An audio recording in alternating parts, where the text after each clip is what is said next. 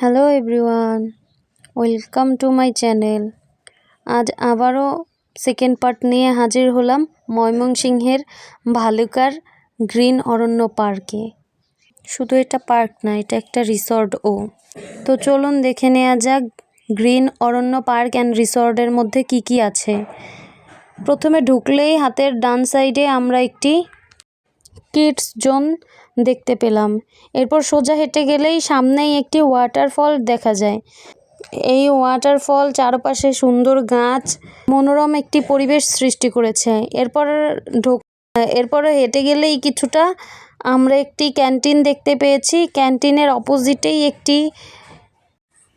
একটি গেট ছিল, যাতে কোনো নেম প্লেট ছিল না। এখানে কি করতে চাচ্ছে সেটা এখনও কমপ্লিট হয়তো হয়নি।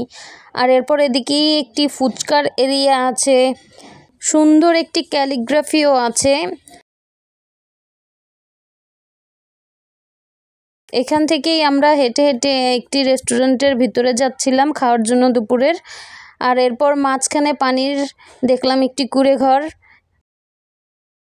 আর এখানে আপনারা একটি সুইমিং পুলও পেয়ে যাবেন। এই ভূতের বাড়ির কাজ এখনও হয়নি, এখানে এখনও কাজ চলছে।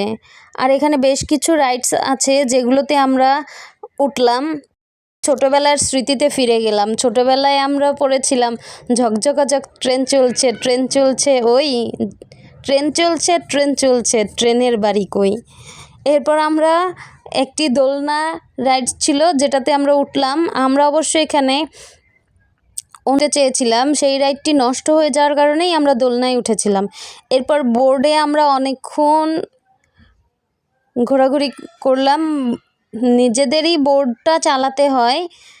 আর এই যে চালাতে চালাতে আপনাদের পানির চারপাশে যা আছে তা দেখিয়ে দিচ্ছি। বেশ সুন্দর একটি পরিবেশ সৃষ্টি হয়েছে। এখানে গেলে আপনারা অনেক সুন্দরভাবেই আপনাদের দিনটি উদযাপন করতে পারবেন।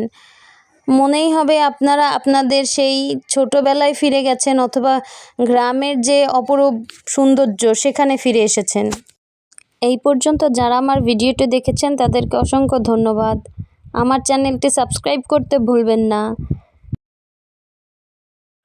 তো সবাই ভালো থাকবেন। টেক কেয়ার, বাই বাই, আল্লাহ হাফেজ।